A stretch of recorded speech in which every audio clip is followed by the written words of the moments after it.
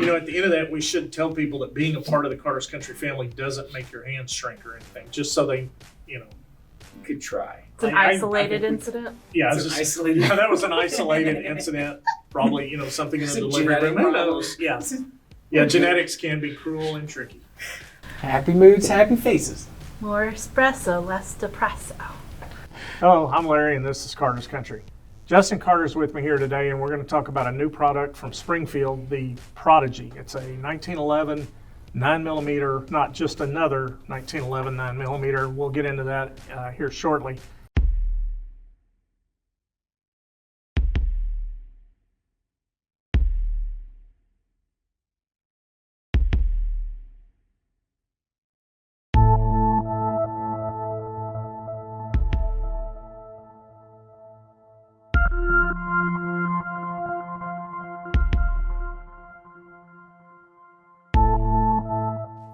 $9mm and 1911 really fit well together because a round that already, doesn't have the same recoil as some of the heavier calibers, and then you put that with the heavier frame in a traditional 1911, and it's just a smooth shooting experience.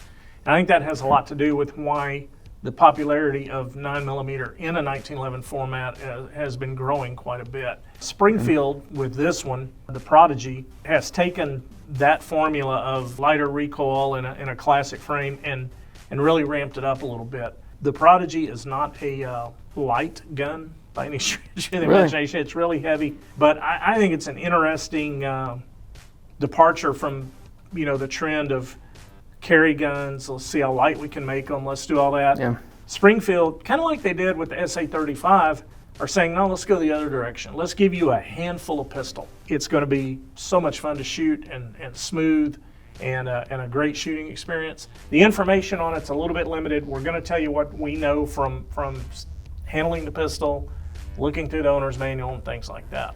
Well, I mean, one thing to add too is we've seen a big trend for micro nines over the course of the past 2 years, 3 years. It's everyone wants their own micro nine, high capacity micro nine. So it's not surprising that somebody is trending a different direction because what do we want? We want something different than our friends have. Right. A lot of the companies that did start making 1911s in the 9mm started focusing on the weight. How can we make the frame lighter? How can we do these things? And to your point, Springfield, when they took the off ramp, they took it pretty quickly because this thing clearly was designed in a whole different direction. I'm going to go ahead and pick this one up, pull the slide back, and kind of show a couple of things on it here. So the slide's locked back, chamber's clear. We're kicking the magazine out, which 17 rounds. And 20 to boot. And 20, right. So if you somehow think 17 plus 1 isn't enough, 20 plus 1 is also there. You got an extra option. With a little bit of an extended mag, yeah. Okay, the first thing you'll notice, if you could turn a little bit towards the camera, look at the thickness of the barrel. It's basically a bull barrel like you're familiar with on some of your hunting rifles and target rifles and things like that. Obviously a lot of the weight from this pistol comes from that barrel. For sure. It's going to help with accuracy. I think you could shoot this thing all day long and not get it too hot. Springfield kind of going outside the norm here with as thick a barrel as I've ever seen on a semi-automatic pistol, honestly. Me too. I mean, it's kind of crazy. You got nice slide serrations there, real easy to get a grip on this thing. You'll see here it is optic ready, which is a growing trend in pistols. It's not that common in a 1911 format though, so that is kind of nice to see. Comes with a additional plate, fiber optic front sight, blacked out rear sights. One thing on the point of aim with this gun, if you're at 25 yards, you get your sights lined up, you'll expect your actual round to land at the top of the fiber optic sight. It is the traditional 1911 format in that you've got your safety back here, you've got your traditional, external safety here. And Springfield's been making 1911s for over 100 years, so when they say we're making a 1911, it's safe to assume that you're getting a reliable weapon that's going to function really well and smoothly and reliably for a lifetime. They've definitely beefed it up, as some would want me to say. Oh yeah. But it's a cool pistol, it really is. It's just different enough to really get me interested in it. You know, when you say you've got a 1911, I love 1911s, but I'm familiar with them. Okay, show me something different. And Springfield has absolutely done that with this.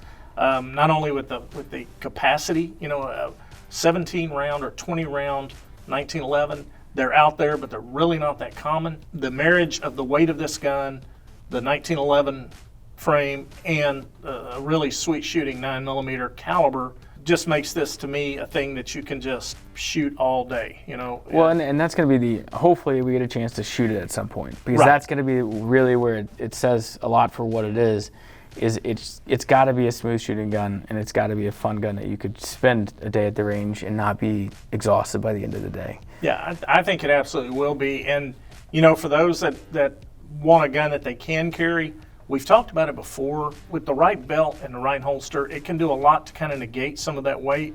Yeah. Now, as heavy as this thing is, I honestly couldn't imagine carrying it all day, every day. But in certain situations, or depending on how you're dressed or what you're going to be doing, It's an option. It absolutely is an option. One of the nice things about the gun is it has a 3-hole trigger as well as a square trigger guard. So that's going to bring a little bit more stability with your support hand while you're shooting. Definitely a neat design. Everything that they've done to this gun, it looks like they've put a lot of thought into it and created something that's completely different than what we see out there today. Yeah, I think, you know, the market necessitates that sometimes some guns need to be made with more in mind than just the shooting experience it provides. You know, concealability, magazine capacity, whatever. This is a shooter's gun, I think. I think Yeah. that's what it was meant to do. It was meant to be shot by people who enjoy shooting and appreciate it. Little details, like you said, the square trigger guard there, perfect rest for your support hand, and honestly, with the weight and size of this gun, I think shoot it two-handed is absolutely the way to go. So, you know, them thinking about little details like that, For sure. again, kind of tells me this is a gun for shooters who are going to be doing a lot of shooting. One of the nice things is this gun comes in 2 different models. There's really 0 variations between the 2 models other than the barrel length of the gun. This one I'm holding right now is the 4 1/4, and then there's another option, this guy, and that's a 5-inch barrel. So obviously you see the full Picatinny rail for those guys who do like to carry any kind of laser optic solutions on a base there. If you put an optic on it and you're really into, you know, target shooting and wanting to see just how accurate you can be without, you know, going to the expense of a full-on competition pistol. This gun with a quality optic on it, like the Hex Dragonfly, with all the shootability that Springfield's built in this gun, that would be, to me, an ideal, relatively budget-friendly target pistol option. You know, it's going to deliver all the performance you want of a target pistol and the accuracy. You know, with a little bit of practice, a red dot optic's gonna help you and improve that. This gun could really be one that you could really improve your accuracy and performance and not get tired as you practice. Well, I mean, I think like we talked about for the past few minutes, everything on this gun screams target time, range time. Right. Be out with a gun longer than it is tucked away. Right. I think if you want to shoot all day, it's there to shoot all day. If you want to shoot and be accurate, it's there to shoot and be accurate. If you want to be versatile and do competitive stuff, it's there to be competitive. It has all those angles that I think a lot of our new shooters are looking for that next step in their legacy. And I'm interested to see what happens in the next few years, but I could see us going back to and revisiting a lot of models that we've seen in the past. Now that we have another few million people in the business, in the industry that are interested in guns again. Right. It's kind of cool. For younger guys, I think that's, I know. I had to put in an old joke. It's been too long, Larry. Okay. It's been way too long since we got to be together. I have a comment when he's through, so please finish. I'm happy that could work out. But for a lot of the younger guys, we didn't see the growth of 1911 years ago, right? Now we're getting to see it. You look at a lot of the manufacturers coming out with older style guns, newer amenities, newer things on them, but same style they've always done them. Yeah, a great winning format, which the 1911 absolutely is, but with some modern amenities or tweaks. Yeah. that weren't available back when the when it 1911 first came out. Yeah. really, when it came out. So it's good to see sticking with it and just trying to not reinvent it or erase it, but to improve it. And Yep. that's good. One thing this old guy was curious about when he found out there was a full-size double-stack 1911, I'm wondering how it would fit in your, as you describe them, small hands. So just for my pleasure and probably some of the viewers too, let's see you pick that thing up and hold it.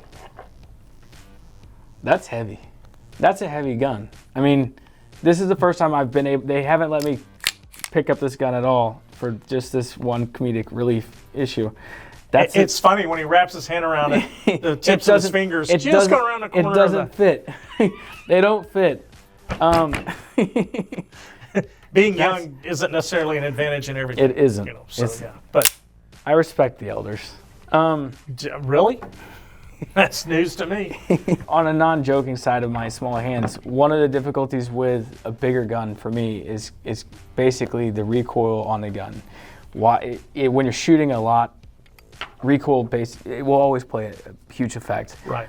The weight on this gun is pretty impressive, and I can only imagine that when you're actually shooting it, the perceived recoil has to be non-existent. I think so. You've got to be a real smooth shooting gun without a need for a compensator or anything else. I think just the math tells you this caliber and this weight, it's going to be smooth. It's definitely a two-handed gun for me, so we'll call it that. 2 thumbs up.